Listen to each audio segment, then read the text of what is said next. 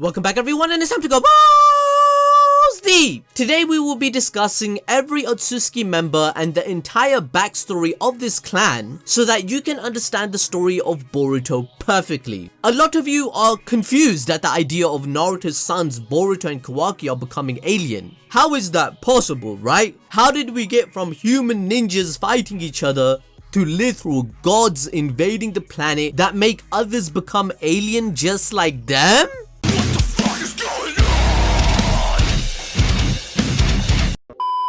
Well, don't worry, we will make sense of everything if you watch the entire video. But before I go any further, I need to thank our sponsors Raycon. Raycon earbuds really helped me out with my workouts. Now, I get it. A lot of you probably don't have any motivation to do any physical activity. And you're probably wondering why I'm assuming that. Well, that's because you're watching my channel. But it is never too late to start getting healthy, and Raycons would be a good addition since these things don't fall out of your ears at all. I will now be cutting to my assistant Sid to demonstrate.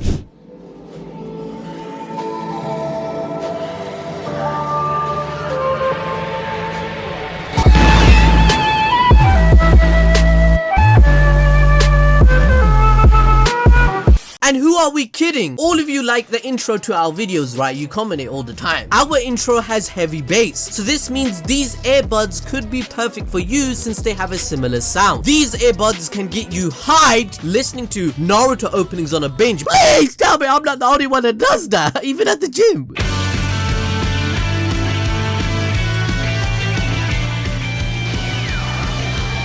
Raycons come with a bunch of gel tips for your comfort. On top of having 32-hour battery life, they start at half the price of other premium audio brands and come with a 45-day happiness guarantee. So why not try them out with the link in the description box or go to buyraycon.com/abd to get 15% off your Raycon purchase. The Otsutsuki clan are more important to the Naruto story than you might think. This is because the Otsutsuki clan are the oldest known clan in Naruto, and they are a race of parasitic celestial beings revealed to us by Amado in Boruto. They travel from planet to planet in different solar systems, typically as a pair, searching for life force to drain for themselves to help further their evolution until they become a Otsutsuki god. The Otsutsuki achieve this by planting a 10 tails while sacrificing the lower ranked of the two by feeding them to it, and then they watch over until it grows into a god tree. This is done by its roots spreading across the planet, absorbing all the life and genetic information from anyone who has lived there, until of course it bears what is known as a chakra fruit. Once harvested, as they no longer need the planet, they move to another to repeat the same process. In order for the 10-tailed seed to bloom into a god tree, a living Otsutsuki must be fed to the beast. Hence the clan members travel in pairs, with the lower ranking being the sacrifice whilst the other one watches over the fruit's cultivation. However, since an Otsutsuki has to be sacrificed, the lower ranked one will utilize the karma seal to prepare a vessel beforehand in order to revive themselves. That's why they are immortal. The Otsutsuki member will then consume the said fruit, using all of the life force inside of it to evolve, making them stronger. Now you're probably wondering, wait, how did Kaguya live if she was the lower ranked member? Didn't she get sacrificed if that was the case? Like what was going on? Well, yes, you are on the right track. Kaguya was meant to be sacrificed and later revived with the karma seal mark that she would bestow upon a vessel. These are the seals we see Boruto and Kawaki possess,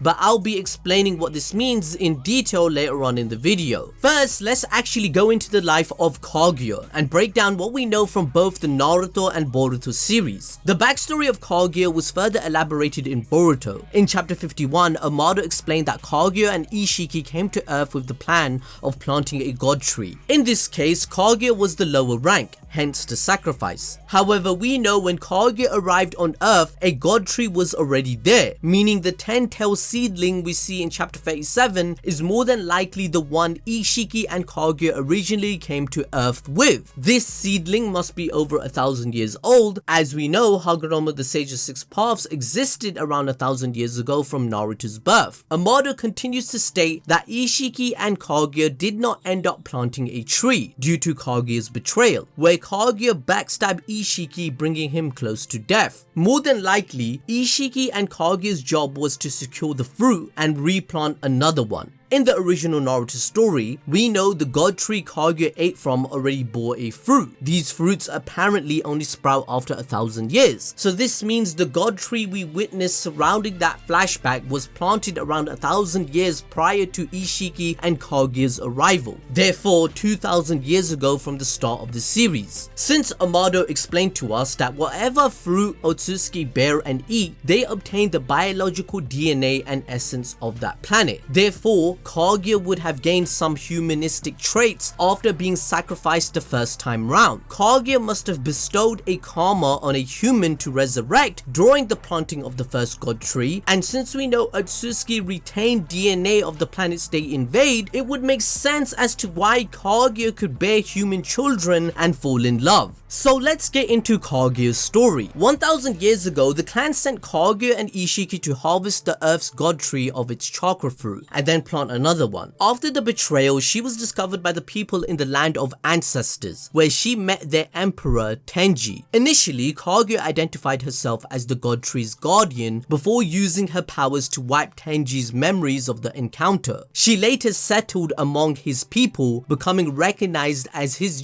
wife, concubine. Sadly, Kaguya's love story didn't end there, as war was about to ensue. The land of ancestors started being threatened by other borders and lands since human conflicts started to rise due to the nature of mankind. But like all good leaders, Tenji tried preventing an all-out war by ruling that anyone from his nation who attacks the representatives of the land of Dat would be executed. And seriously, it's called the land of Dat. That's what Kishimoto called it. Don't blame me for the names. This law was broken by none other than Kaguya Otsutsuki after she was threatened by these so-called representatives as they wanted to capture her and interrogate her. Kaguya breaking Emperor Tenji's orders resulted in her and her assistant Aino becoming hunted by the land to be executed. Now, even though Kaguya could body all these peasants without a scratch, she decided to fight for peace. To do this, she believed that it was necessary for her to attain godlike powers. So despite her clan waiting to harvest the chakra fruit, Kaguya decided to eat it. In doing so, she awakened the reigning Sharingan and became the sole person on the planet endowed with chakra. Using her newfound power, Kaguya single-handedly ended all the wars on planet Earth and took control of all nations. For her deed of stopping the conflict, she received the blessing of the people and was worshipped as the rabbit goddess. However, since Kaguya ate from the chakra tree, she fell into fear, foreseeing the consequences of her actions consuming the chakra fruit against her clan's wishes. So after establishing peace, she began to prepare for war against her clan and used the infinite Tsukuyomi on humans to transform them into an army of white Zetsu over the course of many years. While she was trying to save the world, she was pregnant, and somehow the chakra fruits were dispersed into her children, the twins Hagoroma and Hamura Otsutsuki, making them the first people born with chakra. Over the course of years, Kaguya's fear of an Otsutsuki attack drove her to become angry and cruel, as everyone else was ignorant of her knowledge. This affected the way she ruled her nation from becoming loved to actually feared. Now, I will be explaining her tyranny and why she betrayed the entire earth in just a moment, but as we all know, she ends up getting defeated. However, Kaguya had then manifested her will in the form of Black Zetsu, which in a way could be an advanced living karma seal. The agenda of Black Zetsu would be reviving its creator, whom Black Zetsu thought as a mother. He then manipulated Hagoroma's eldest son Indra Otsutsuki, as well as his descendants within the Uchiha clan and his brother's descendants within the Senju clan, in an attempt to get one of them to awaken the Rinnegan and break the seal.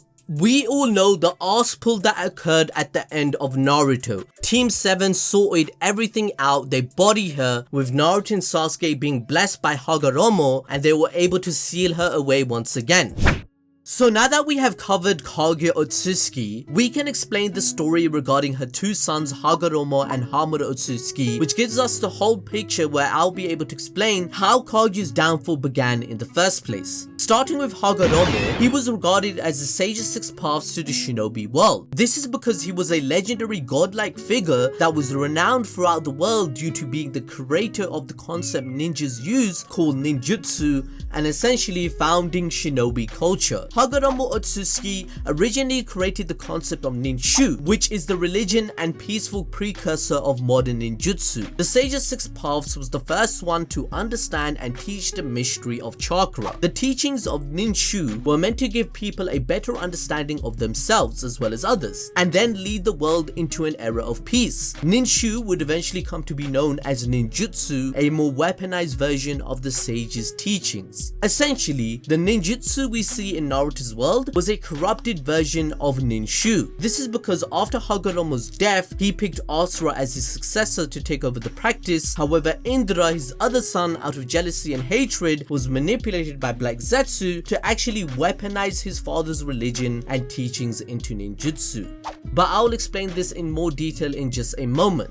So since Hagoroma was the son of Kaguya Otsutsuki, whom we explained earlier ate divine chakra fruit from Earth, which we know was the most powerful of all chakra fruits by the way, since it displayed much more power than any other planet we have witnessed so far. This is mainly because Earth has a strong life force and a large amount of life forms for the divine tree to suck all the energy from, therefore making the fruit stronger than any one Momoshiki had. As a result of Kaguya's inbreeding with humans, Hagoroma was born with the ability to manipulate the same type of powerful chakra. Hagoroma and his brother Hamura Otsutsuki lived their childhood years in ignorance of their mother Kaguya's true nature. Their homeland thrived and prospered, but people would disappear every once in a while, thanks to a sacred ritual of the god tree. One day, Gamamaru approached the two brothers and told them that the truth of the ritual lay beyond the peak of the nearby mountain. At first, they paid no mind to his words, but Hagoroma became concerned when a girl he cared about named Haori became part of the ritual.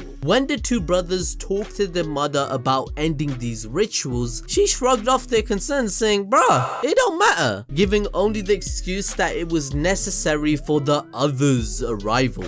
After being a little too nosy, the brothers discovered that the civilians they had noticed were missing had actually been sacrificed to the god tree. In need of more information, they sought out Gamamaru, and he told them about their mother's history of arriving on Earth and utilizing the god tree's fruit to achieve immense power and enslave most of the land using the infinite Tsukuyomi. Even their father would fall victim into this soon. Deciding they needed more power to take on Kaguya should she become violent and against Earth, Hagoroma began to train under Gamamaru in the art of senjutsu. Kaguya soon discovered what her child was up to, of course, plotting to rebel against her using the chakra he inherited from her. Once he returned to confront his mother, she sent Hamura Otsutsuki out to fight his brother, having brainwashed him completely. Taking a big risk, however, Hagoroma decided to attack his brother Hamura, freeing him from Kaguya's mind control, and then soon after healing him at the same time with a seal tag Gamamaru gave him.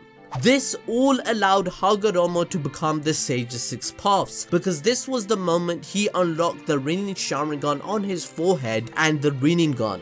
This is when Kaguya realized that both her sons chose to use their inherited chakra to rebel against her. Kaguya grew to be jealous and angered by this fact, that her chakra has been spread across the whole planet to lesser people. Since, over time, she gained a god complex that wanted to resolve all the issues on the planet as war and conflicts was outbreaking all the time. And on top of that, Kaguya knew that other Otsutsuki such as Momoshiki will arrive to punish her for disobeying orders of the Ōtsutsuki clan. As a result, Kaguya decided to merge with the god tree shinobi and turn into the Ten Tails, which attempted to reclaim her chakra. As the Ten Tails rampaged through the land, Hagoroma and his twin brother managed to win, with Hagoroma becoming the Ten Tails Jinchuriki, causing him to be revered as a god for the virtue of his victory. Eventually, Hagoroma had to research Kaguya Otsutsuki's technique, where he was able to free the world from her infinite Tsukuyomi, where he was eventually called the Sage of Six Paths by the world after entering priesthood to preach about his religion called Ninshu. But before leaving on his pilgrimage, Gamamaru the Great Toad Sage had told Hagoroma a prophecy he had about a mischievous blue-eyed Chow who would one day connect with the tailed beast and bring about a miracle. This, of course, is our goal, Naruto, and that's why Hagoroma later on in the ending of Naruto acknowledges him at the end of the manga that he is indeed the prophesied child and he will save the world from the chaos that it is in. Hagoroma then traveled across the world giving chakra to everyone, spreading his religion to the world and his sons. Since he became the Ten Tails Jinchuriki after defeating Kaguya, eventually he decided to separate the beasts into 9 different ones. He used the creation of all things technique, which is a jutsu that allowed him to turn fantasy into reality. The process involved the administration of imagination and spiritual energy, which forms the basis of yin chakra to create physical forms from nothingness. And then with yang chakra, he would breathe life into the resulting creations of 9 separated bodies and give each beast a name.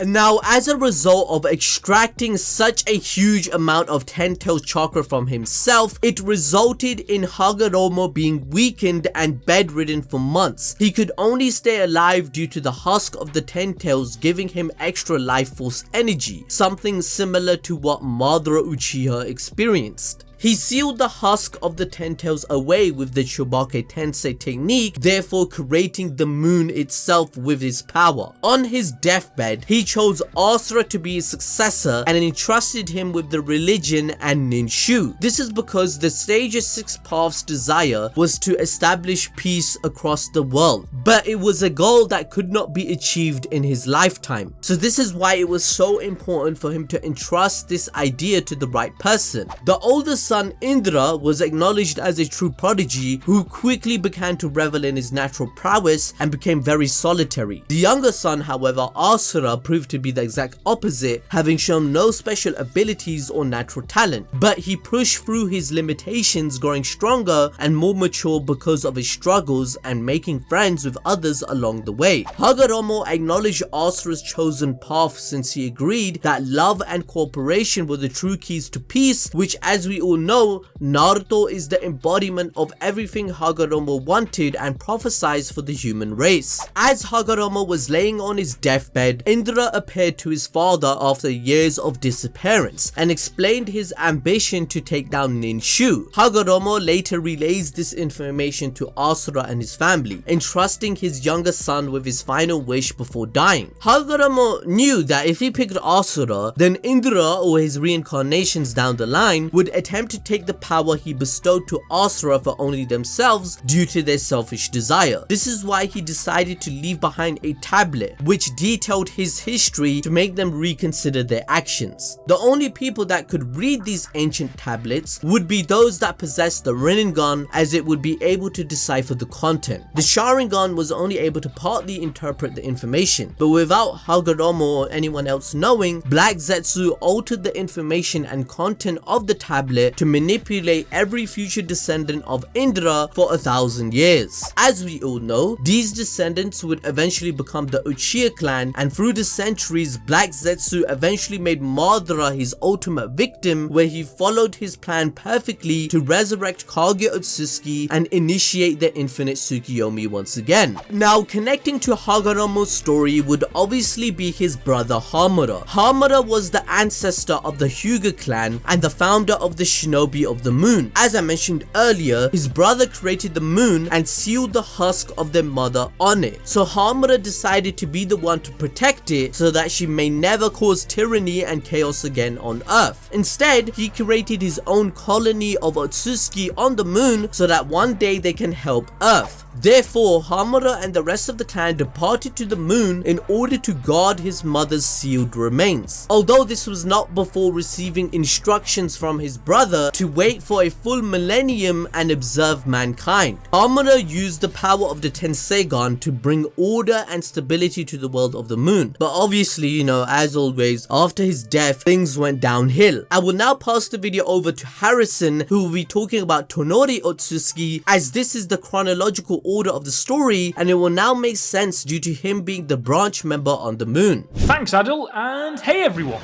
are you guys ready to learn more about some funky alien dudes? Great! As Adil mentioned, Hamura's story then leads us into Toneri Otsutsuki, as he is a branch Otsutsuki member from Hamura's bloodline. We saw his entire story in the Naruto The Last movie. He is the last surviving member of the branch family of the Otsutsuki clan, living on the moon after a civil war that occurred. The family who inhabit the moon are actually the descendants of Hamura Otsutsuki. Each of Hamura's descendants would have their Byakugan removed at birth to power a device called the energy vessel, which is actually Hamura's Tenseigan. This energy vessel was originally designed to build up power which could one day be used to help Earth. Even centuries after his death, Hamura's descendants still removed their Byakugans as a ritual for the energy vessel. During the Otsutsuki Civil War, this power would instead be used to defeat the main branch of the family. After 1,000 years with just Toneri left standing as the sole member of the inhabitants of the moon,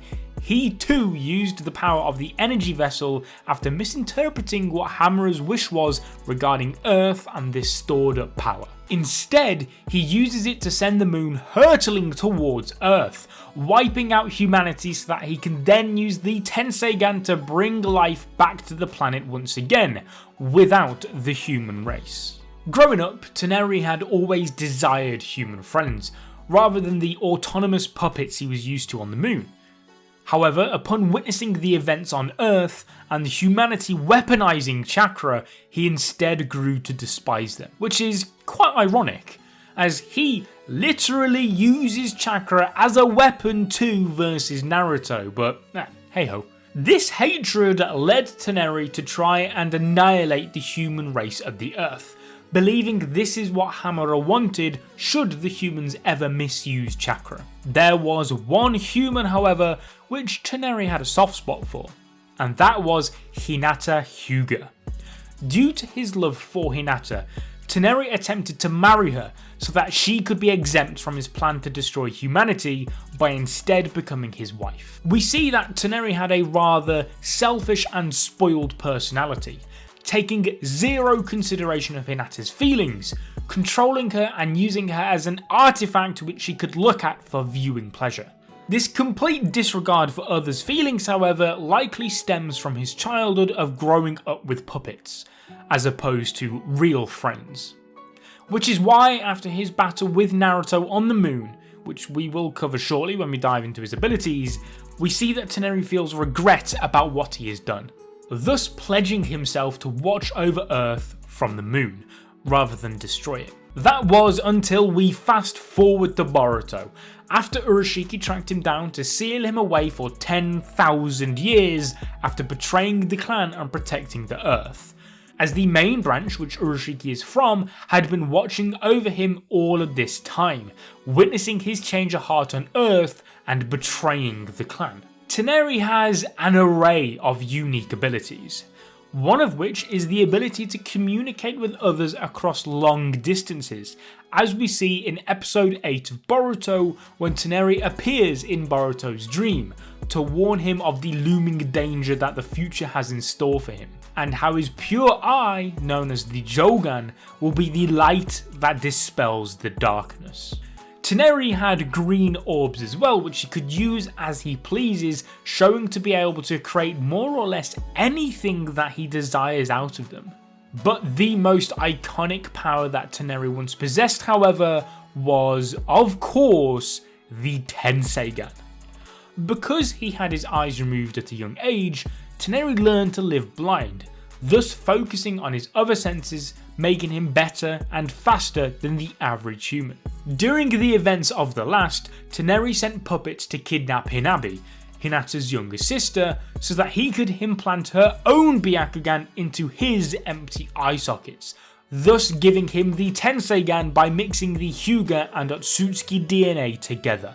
Through this newly acquired power, he's able to face off in head-to-head combat with a 19-year-old Naruto on the moon, as well as also using it to control a large golem-like creature to even help him fight against Kurama. Ultimately though, it did not prove to be enough, as despite the Tenseigan's immense power, it is also fragile, which can be seen after a single punch to the face from Naruto causes the aura to disperse. Upon his defeat, Toneri's Byakugan were removed and then returned back to Hinabi. But let's rewind a little bit here. As we mentioned, Toneri was witnessing the disgusting events on Earth that led to his hatred of humans. What events are we talking about? What exactly led the human race to be so bad in the eyes of Toneri? Well, it all started with Indra and Asura, the two sons of Hagoroma. Indra was the firstborn son of Hagoroma, as well as the original creator of the Uchiha clan. Being the first son, it was believed that Indra would be the one who would one day go on to inherit his father's power and will. Indra enjoyed a blissful childhood despite the absence of his mother, studying the way of Ninshu with his younger brother through the teachings of his father. During this time of study, he would amaze those around him with his prodigious levels of talent, manipulating chakra in order to achieve more versatile jobs. The others who had also been studying Ninshu took inspiration from Indra's genius, using chakra as a tool to better their own lives as well as their villages. This however ended up with Indra being concerned with how they ended up prioritizing physical growth rather than spiritual growth, which Ninshu was designed for. And Black Zetsu took notice of this, and thus preyed on Indra, periodically meeting with him in private.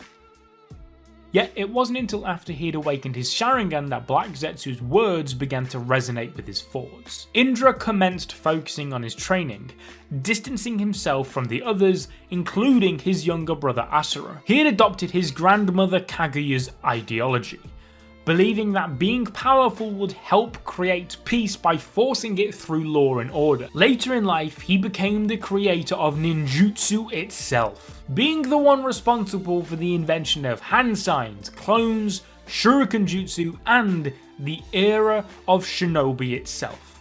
As we mentioned earlier in the video, these events resulted in his father picking Asura instead of him.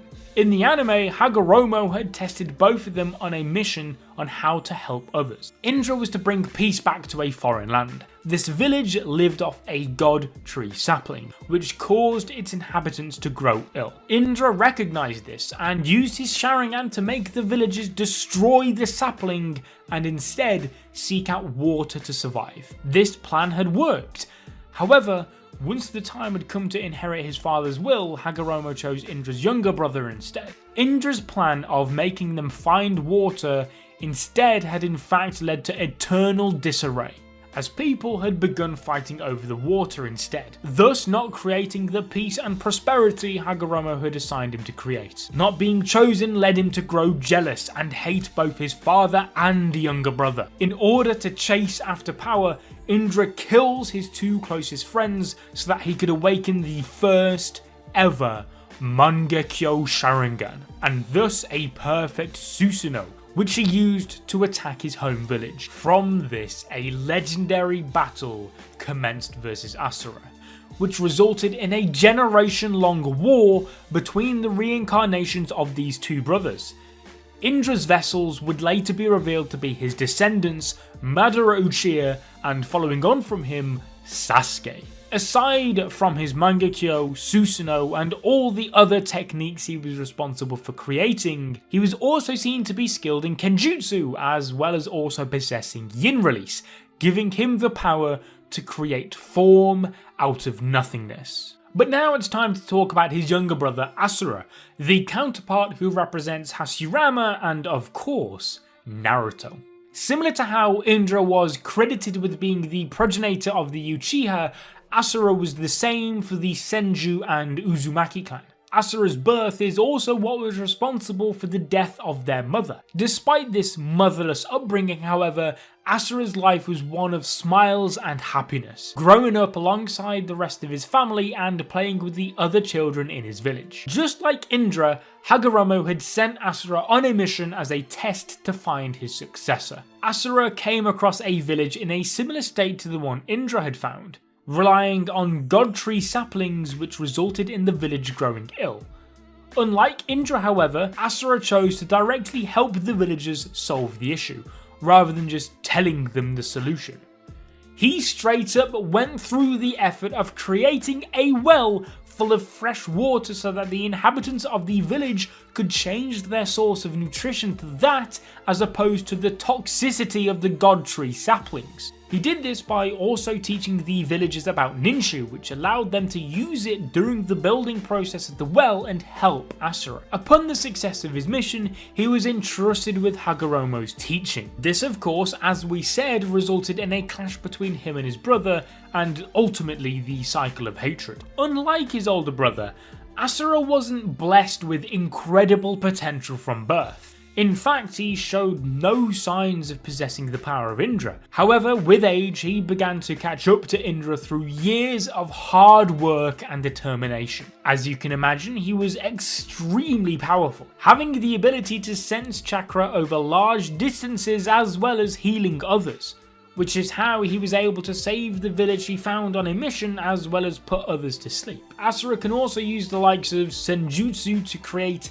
sage art would release true several thousand hands, and then later using 6 path senjutsu to manifest a Kurama looking avatar called 6 paths Kunutsikami, which could also utilize the deadly truth-seeking orbs. On top of all this, however, 6 paths senjutsu also granted him the ability to fly. Asura's legacy continued long after his passing, with his chakra reincarnating into many different individuals like we mentioned, namely Hashirama Senju and obviously most notably Naruto Uzumaki. So everything that we've explained so far finally leads up to Boruto, in which Kinshiki and Momoshiki appear.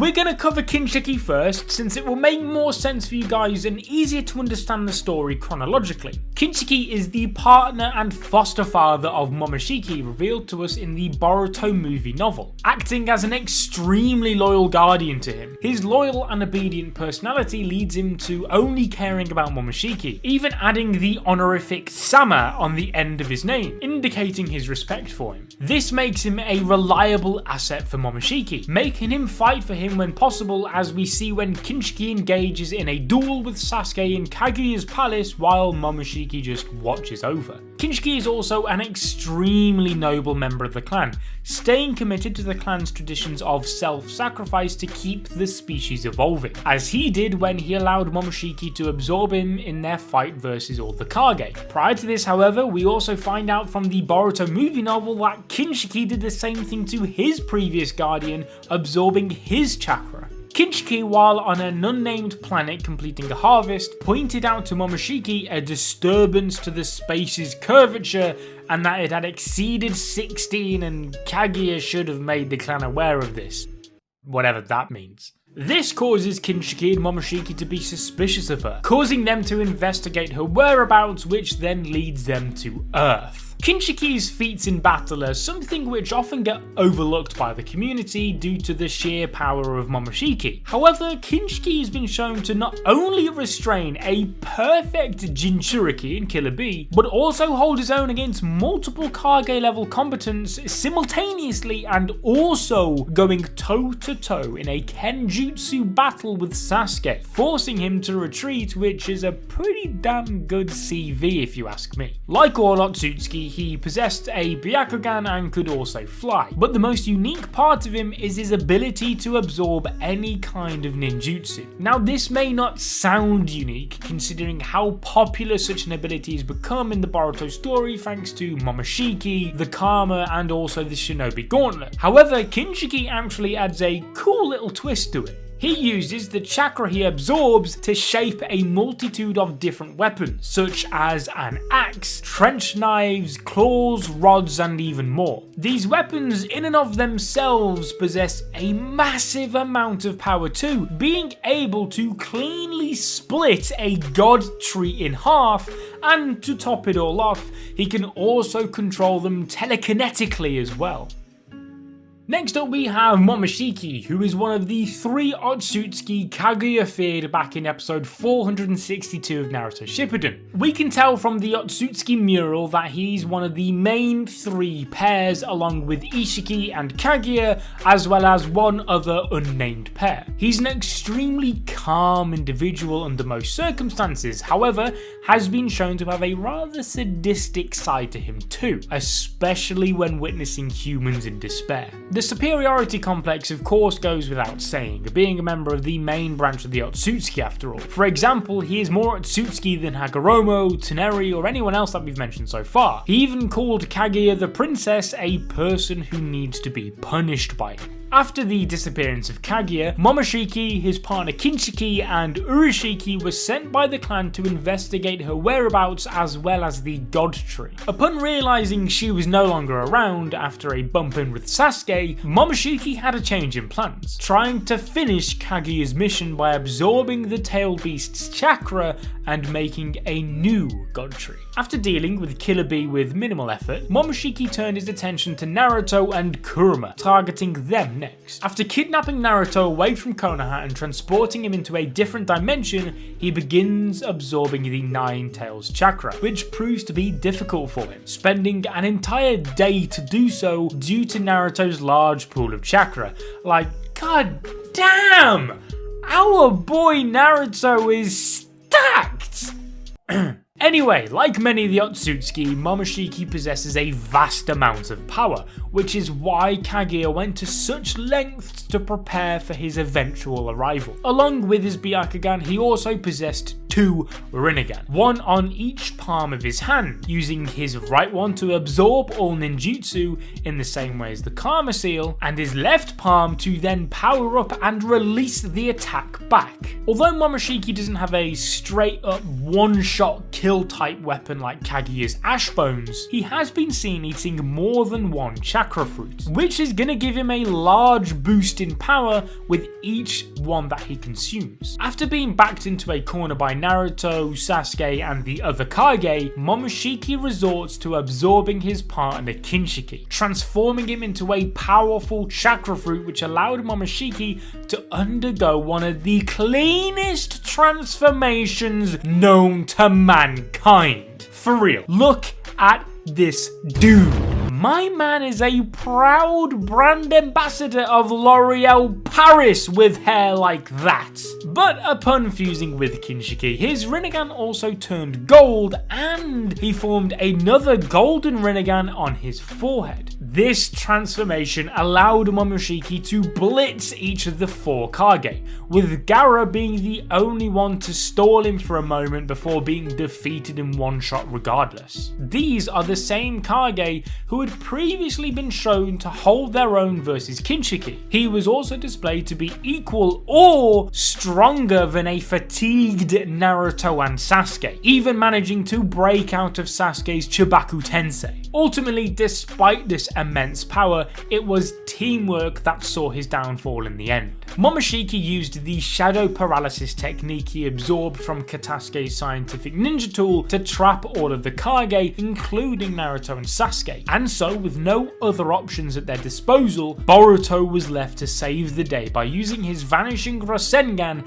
to catch Momoshiki off guard, thus freeing the trapped shinobi. In a fit of rage, Momoshiki then powered up even more by consuming chakra pills, which essentially made him hench. This proved to not be enough though, being outsmarted by a combination of Sasuke's intellect, using his Rinnegan to swap his Chidori with the Kunai, rendering his right Rinnegan useless, and a father-son Rasengan from Naruto and Boruto. Momoshiki's reign of terror wouldn't end there however, as his soul lived on through the karma he placed on Boruto, where he claimed that Boruto's blue eyes would one day take everything away from him. The karma allowed him to essentially install his DNA into Boruto, allowing him to take over his body and resurrect once Boruto became 100% Otsutsuki-fied. He's also been shown to possess Boruto on occasions too, in situations where Boruto passes out, completely taking over his body. Momoshiki's story continues with Boruto, and we will cover that later on in the video. But before all of that, I'm gonna leave you guys now and pass this video on to Kevin.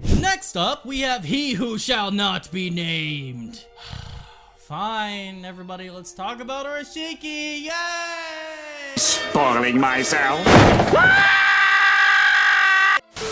Isshiki Otsutsuki, other than being the nightmare of all power scalers, is another member of the clan sent down to Earth to search for Kaguya, along with Momoshiki and Kinshiki. However, he was not part of their pairing, instead seeming to work as a lone wolf. He's a sarcastic individual who often jokes around with Momoshiki, referring to him as his senpai in a jokey tone, kinda like me and Otto senpai. I love you! Despite his laid-back personality though, he still gets the job done as a loyal member of the clan. Upon landing on the moon to confront Toneri, he kept him alive even though he would have preferred to kill the dude because of his betrayal and whatnot, yet he kept within the clan's rules and opted to freeze him in time instead, as the Otsutsuki laws state he can't kill another member. Overall, Urashiki is actually quite different in the way he operates to some of the other members mentioned in this video. Unlike Momoshiki, who constantly looked down on humans as inferior creatures, Urashiki wouldn't shy away from complimenting his enemies, being enamored by Mitsuki's sage mode as he'd never seen anything like it, as well as being wary of characters such as Chojuro and Gaara, knowing when he is lost, instead choosing to flee from them rather than fighting a losing battle. This guy will also happily go around killing innocent civilians who stand no chance to him as a pastime, likely doing this as a way to feed his ego. This is on the contrary to someone like Isshiki, who would rather not include those who don't need to be, as seen in chapter 49 when Isshiki interrogates Konoha Jonin about the whereabouts of Kawaki. At times, the sadistic nature of Urashiki can overcome him, and once he loses his temper, his sense of loyalty to the clan's laws then vanishes. During the fight against Boruto and Naruto in the time travel arc, which I thought was kinda okay, Urashiki became so frustrated at the fact that he was on the back foot that he yelled out saying he doesn't even care. If Boruto is the vessel anymore, he will kill him regardless. Man, dude is ruthless. Which is the opposite to the calm Urashiki we saw freezing Toneri. Now, he wants to kill Boruto, in turn killing Momoshiki too. After Momoshiki's defeat, Urashiki pointed out the threat that Boruto possessed due to having the Jogan. That, however, didn't stop him from trying to complete his task of capturing the tailed beasts. He set his next target as Shukaku, the One Tail, and so he rounded up some of Toneri's old puppets and headed to the Land of Wind, where he fought with Gaara, Sasuke, Shukaku, and Boruto, before later being sealed away by Gaara temporarily. His newly acquired puppets, however, continued their hunts, engaging in battles with Temari and Kankuro. Eventually, Urashiki escaped his seal and continued searching for Boruto and Shinki, who had began a mission to take Shukaku, who was being kept safe inside a small tea kettle. Okay, so enough of the boring stuff. That's right, let's talk about the P word. It's time to power scale! I'm sure you don't need me to tell you that power scaling Urashiki is hard, because of how gosh darn inconsistent he's shown to be. One moment he's bodying our boy Sasuke, the next he's being beat up by a prepubescent teen. What the frick, man? It's almost like the plot decides when he should be strong or not. Seriously though, we're professionals on this channel, so we will put our anime bullcrap science degree to good use and tell you why Urashiki is so strong. No, weak. No, Now, like all Otsutsuki, Urashiki has a Byakugan. You know, that's just basic Otsutsuki stuff. But did you know he could actually transform his Byakugan into a blue 6 Tomoe Rinnegan? Now, it was never actually explained how, but you know, it just kind of happened. I don't know why the writers thought it was fine to introduce a character who could change his Byakugan into a Rinnegan, 2 eyes which do not stem off of each other like the Byakugan and Tenseigan, for example. I don't know, man, it makes no sense. He also is able to steal another person's chakra with the use of his chakra fishing rod, much like the character Urashiki is inspired by, the protagonist of a Japanese fairy tale named Urashima Taro. I think that's how you say his name. I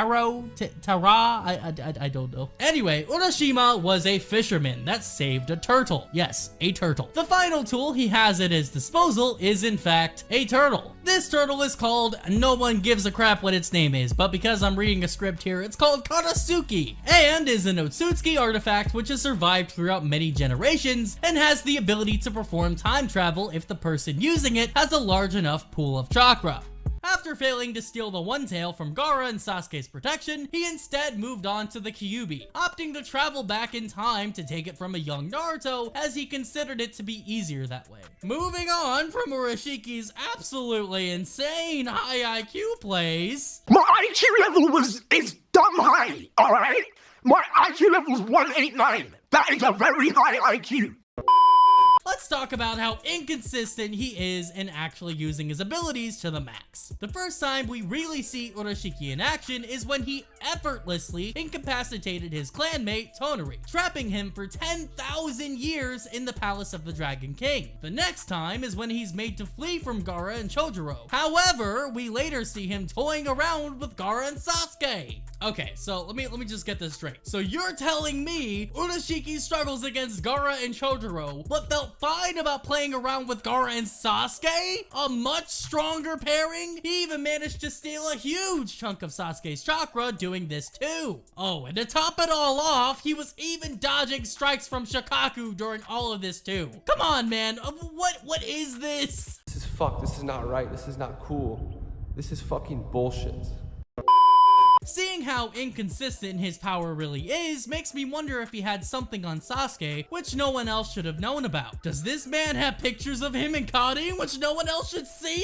Because seriously, Sasuke seems to be the only guy who can't land a good blow on this guy. Even Boruto, with the help of Shinki, managed to land a significant hit on Urashiki, powerful enough to break his freaking horn. During the events of the time slip arc, however, Urashiki underwent a transformation similar to Momoshiki's in his fight versus Boruto, Naruto, Sasuke, and Jiraiya. I miss you, Jiraiya! Come back again! The anime needs you! It's facts! It's facts! It's not facts. These facts are not facts.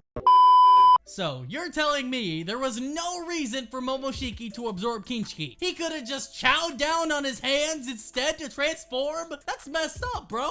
In fact, what's the point in the whole ideology of the Otsutsuki using the weak to make the stronger evolve? Seriously, just eat a couple Rinnegan and you'll get the same effect. You even get an extra one on your forehead. Ah, whatever. At least by transforming and gaining this extra power, he's finally strong enough to defeat a couple of Geti.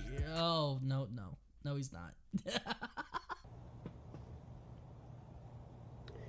My disappointment is immeasurable, and my day is ruined.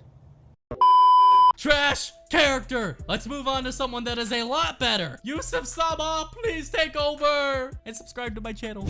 Okay, so finally, let's get into Isshiki Otsutsuki. Yes, the highest ranking member of the clan we have seen so far. Being the senior partner of Kaguya, as seen by his position on the infamous Otsutsuki mural, showcasing his authority. His name, as well as one of his defining features, actually derives from the old Japanese tale like many of the other Otsutsukis. This time, it's Usun-bushi. I hope I'm pronouncing that right. Yeah, probably not. But basically, it stands for the 1-inch tall man. And if it wasn't obvious, the connections are quite clear. Isshiki's name derives from Usun-bushi, as well as his most iconic ability. Yes, I'm talking about his Hakuna Matata Ant-Man shrinking technique, which allows him to shrink and enlarge all non-living objects, with himself being the only objection to this rule. Using this power, he was able to survive a fatal surprise attack by his supposed partner Kaguya, who we know betrayed the clan. After being left for dead by the so-called Otsutsuki princess, Isshiki discovered a nearby monk,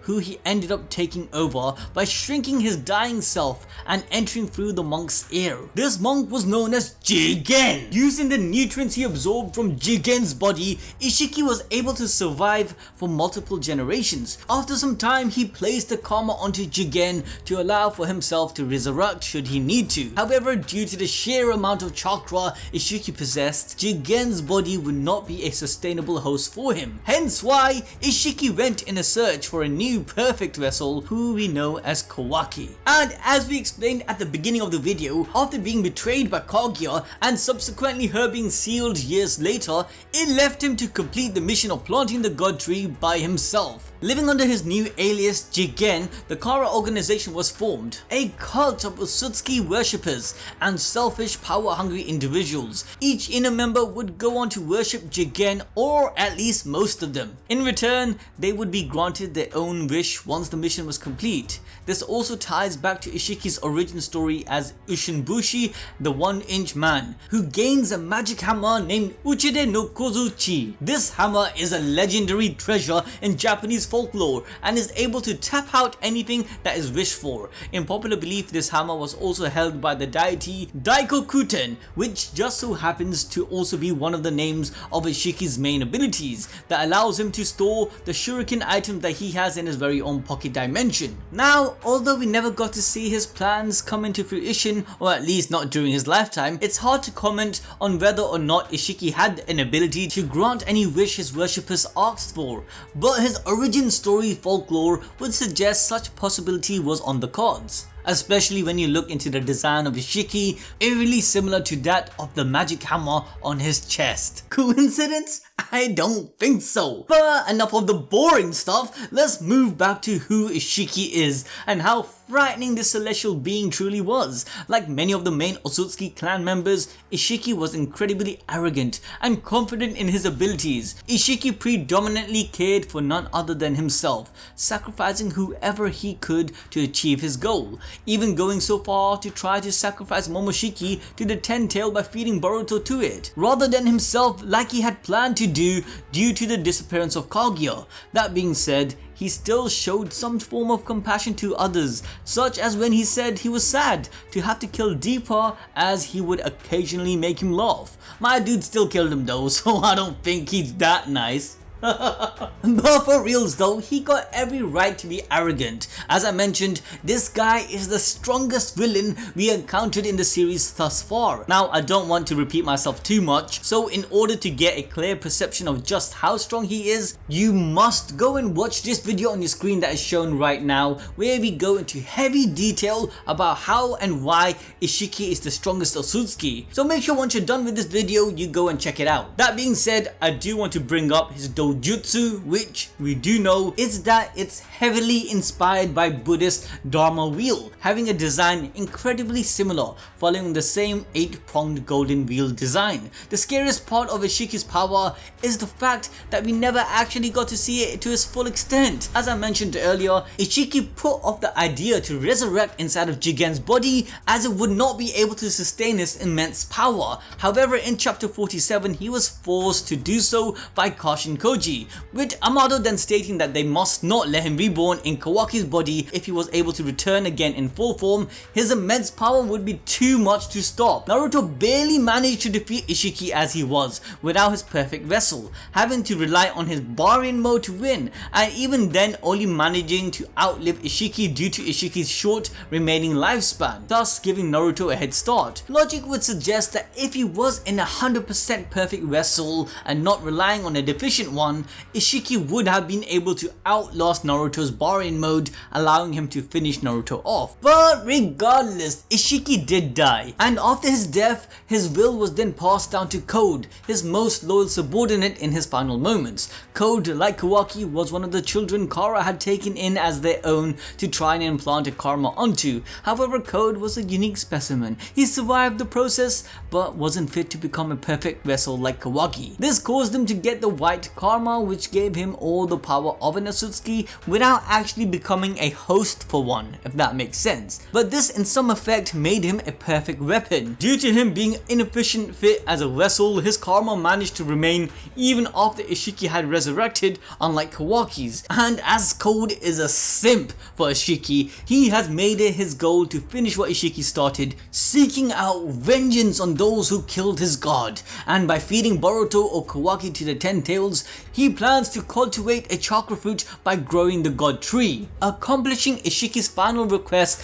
for him to become a Otsutsuki god. With that, this nicely brings us to the two Otsutsuki brothers. Yes, that's right, the two sons of Naruto, starting with Boruto. We all know Boruto as Boruto Uzumaki, right? He's the bratty kid who grew up as the infamous Hokage's son, full of privilege with good friends and prodigious talent. Well, Boruto's DNA actually makes him more Otsutsuki nowadays than Uzumaki. Thanks to his karma and Momoshiki's resurrection, Boruto's Otsutsukification is now at 80%. That, along with the Jogan, which is also a Otsutsuki heritage, making Boruto extremely close to becoming a full-blooded Otsutsuki, which is why he is one of Code's #1 targets to feed to the 10 tail. Like we said earlier, Momoshiki's karma was installed onto Boruto upon his defeat back during the incredible battle in the Momoshiki arc of the story. Since then, Boruto has been slowly turning into him with each passing day that goes by. The karma is an Otsutsuki backup plan, allowing them to rewrite the vessel's biological data with their own, eventually making the vessel cease to exist. In this case, Boruto, causing the karma to disappear as Momoshiki will completely reborn again. At times, when Boruto's chakra runs low and he loses consciousness, Momoshiki manages to possess his body, speaking as himself, controlling Boruto's actions, and even growing a horn which would resemble one of Momoshiki's. During this possessive state, Momoshiki shows to have retained the knowledge that Boruto possessed, as he knows how to use the Rasengan. We see this during the fight against Boruto, as well as his fight against Kawaki after Isshiki's defeat, where Momoshiki uses Boruto's body to destroy Sasuke's Rinnegan and attempts to defeat both him and Naruto whilst they're weakened. However, Boruto manages to pull through this with the help of Kawaki, as the two of them together with the brotherly bond was able to bring Boruto back for a moment, long enough to destroy the horn of Momoshiki which had undone Momoshiki's possession. Now, aside from being an Otsutsuki vessel, Boruto's karma gives him access to a multitude of different abilities such as increased physical strength, regeneration and space-time ninjutsu. We also have a video displayed on your screen again right now detailing the crazy potential Boruto has, including the power his karma gives him. So to fully understand how much of a beast Boruto will become in the future, you must watch this video as we go into detail covering why he will one day surpass Naruto and Sasuke. Now, before we move on to Kawaki, I want to make it clear that even without the karma, Boruto will still have 80% Otsutsuki DNA, meaning that the karma or even being possessed by Momoshiki does not actually determine him being an Otsutsuki, rather it's his DNA change. Hence why we see in chapter 57, Boruto begins taking pills supplied by Amado, originally designed to weaken the Byakugan's vision, as the Byakugan derives from the Otsutsuki clan. It's theorized that it could also help stall and reverse Boruto's Otsutsukification, as the DNA of the Byakugan and the DNA of the Otsutsuki should be shared. Moving on to Boruto's brother, we have Kawaki, who similarly to Boruto also had a karma bestowed upon him, this time by Isshiki. Like we already covered, Isshiki planned to resurrect inside of Kawaki as he was the perfect vessel, but sadly he never got the chance to do so. You know, first being killed by Kashin Koji, then pushed for time by Naruto's Baryon mode, where he finally even got outplayed by Kawaki. However, Isshiki Otsutsuki's DNA still flows through Kawaki's body, making him around 80% Otsutsuki too, just like Boruto. As you can imagine already, the karma for Kawaki works similarly to Boruto's, being used as a mark, which was supposed to facilitate the resurrection of the original Otsutsuki. Kawaki's childhood spent with Jigen, aka Isshiki, left him with a severe case of PTSD, as unlike with Boruto, Kawaki's karma was transferred onto him through the power of science, not using the conventional method like Momoshiki did. With the aid of Amado, Isshiki was able to pass on a second karma onto Kawaki through a transfusion similar to that of a blood transplant. The power of the karma was turned into liquid form and then sent through a tube into Kawaki's body. Most potential vessels would not be able to handle the power of the karma would inject into them, thus dying on the spot. However, Kawaki was able to survive it, only being knocked unconscious during the process before waking up sometime after. Now, as Ishiki's perfect vessel, Kawaki's upbringing was one of hell because of this, full of constant torture, trauma and dehumanization, as he would never really be regarded by his name or even an individual, rather he was purely seen as a vessel. Yes, being viewed as an object, not a person. His training was also extremely dangerous and painful, often being used as Isshiki's punching bag more than anything, because Isshiki's method of training was very much one of "I will beat it into you" mentality. Kinda reminds me of my dad with all those maths problems. Anyways, it wasn't until one day when he would be transported from one place to another in an airship, where he then would be able to escape Ishiki's grasp, as Kashinkoji and Amado purposely caused the ship to crash land, giving Kawaki time to make a run for it. After some time passed, he woke up, finding himself surrounded by Team 7, and soon after by Kashinkoji, Delta and a Kara outer named Garo.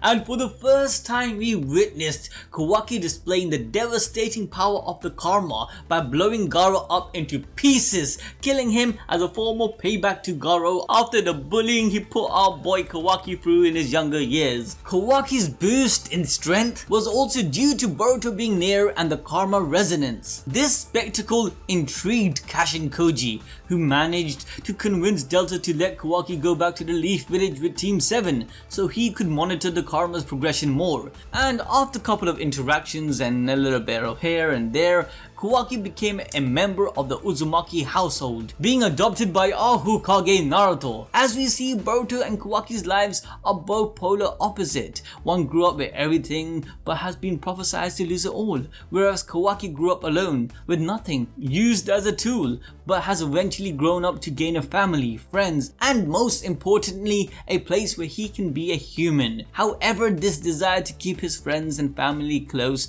has also shown signs of corrupting Kawaki.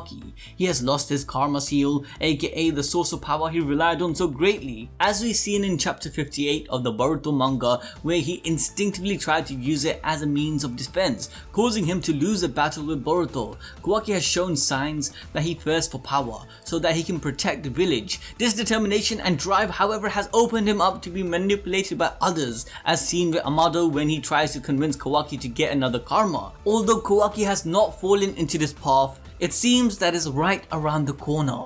Kawaki has shown that he doesn't 100% believe in the shinobi way, as he even suggested to Team 7 that training the basics of ninjutsu was a waste of time, as they should instead focus on physical training and sparring straight away, which is of course the training style he had ingrained into him by Isshiki from a young age, showing that his upbringing has been influenced by Ishiki's actions probably more than he gives credit for. This all makes sense too, as we see in a flash forward scene from chapter 1 that Kawaki has gained another karma seal and proclaims that the shinobi era is over, making it seem that his distrust in the shinobi system tipped him to the point of one day wiping it out entirely in his search for power. Now, as I briefly mentioned earlier, when Boruto and Kawaki's karma are together, they also go through a process known as resonance. This allows the two of their karma to seemingly connect with one another. They both activate at the same time and even combine with the ability to release anything either of them have previously absorbed. On top of this, the resonance